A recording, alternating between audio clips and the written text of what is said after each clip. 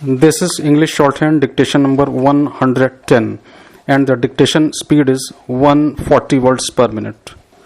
Ready? Start. Before you discuss the resolution, let me place before you one or two things.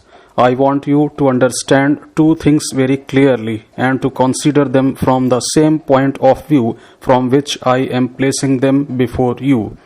I ask you to consider it from my point of view, because if you approve of it, you will be obliged to carry out all I say.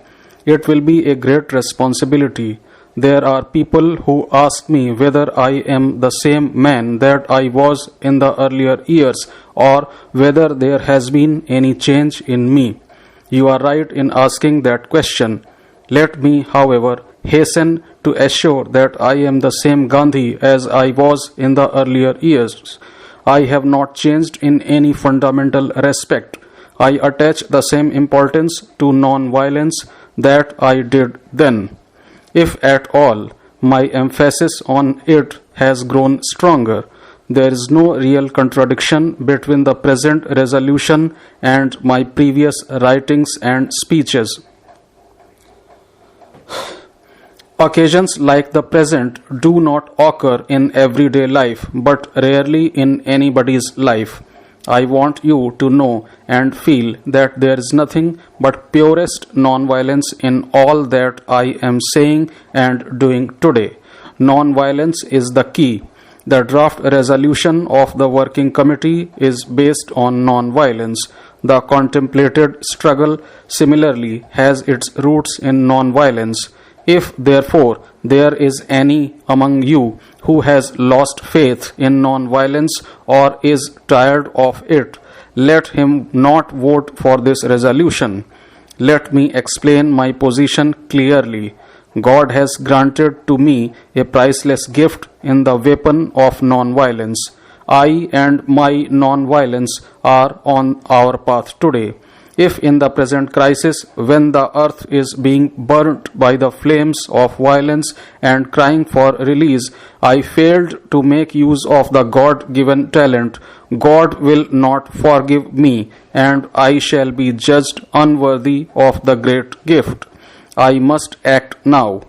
I may not hesitate and merely look on when Russia and China are threatened.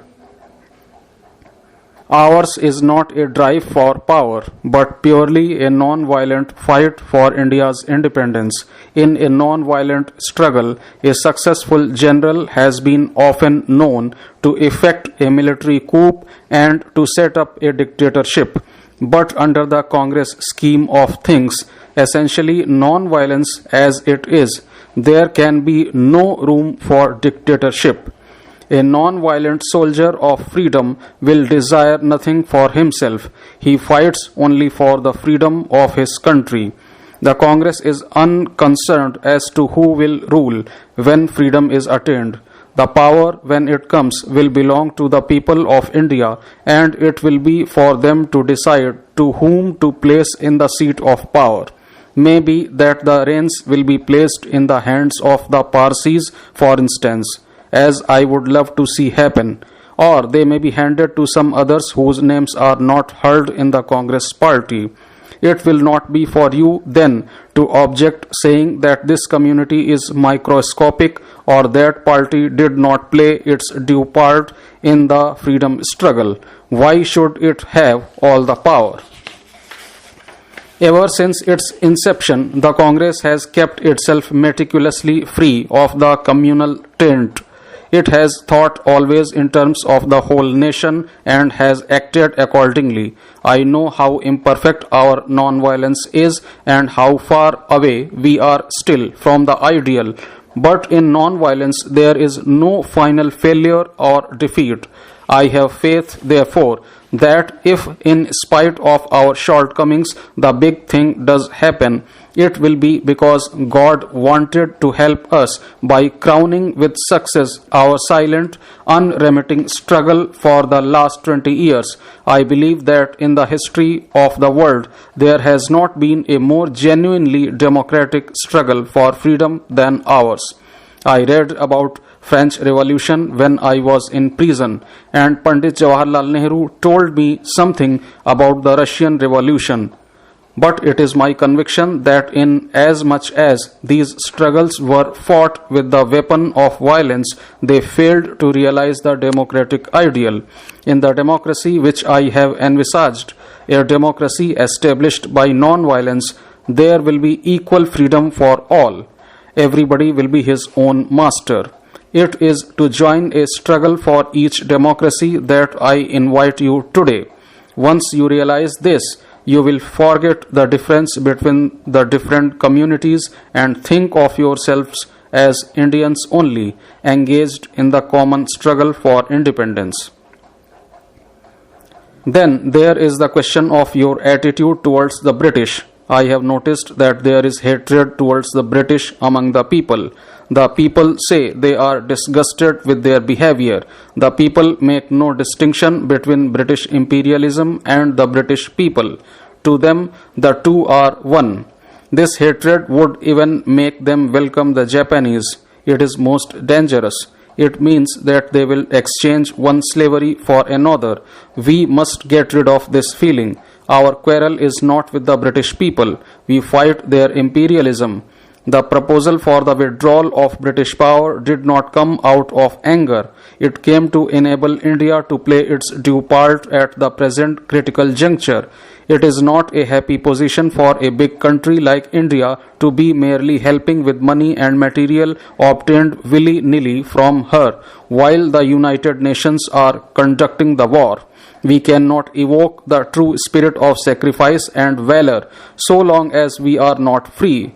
I know the British government will not be able to deny freedom to us when we have made enough self-sacrifice. We must therefore rise above hatred. Speaking for myself, I can say that I have never felt any hatred. As a matter of fact, I feel myself to be a greater friend of the British now than ever before. One reason is that they are today in distress. My very friendship, therefore, demands that I should try to save them from their mistakes. As I view the situation, they are on the brink of a ditch. It therefore becomes my duty to warn them of their danger, even though it may, for the time being, anger them to the point of cutting off the friendly hand that is stretched out to help them. People may laugh nevertheless. That is my claim. At a time when I may have to launch the biggest struggle of my life, I may not hold hatred against anybody. Freedom and power bring responsibility. The responsibility rests upon this assembly with a sovereign body representing the independent people of India. Before the birth of freedom, we have endured all the pains of labor, and our hearts are heavy with the memory of this sorrow. Some of those pains continue even now. Nevertheless, the past is over, and it is the future that is before us now. That future is not one of ease or resting, but of continuous striving, so that we may fulfill the pledges we have so often taken and the one we shall take today. The service of India means the service of the millions who suffer. It means the ending of poverty and ignorance and disease and inequality of opportunity. The ambition of the greatest man of our generation has been to wipe every tear from every eye. That may be beyond us, but so long as there are tears and suffering, so long as our work is not over, we shall continue to tread our path. So we have to labor and to work hard to give reality to our dreams. Those dreams are not only for India, but they are also for the world, because all the nations and people are too closely joined together today for any one of them to imagine that it can live apart. Peace cannot be divided. So is freedom. So is prosperity, and so also is disaster in this one world that can no longer be split into isolated fragments.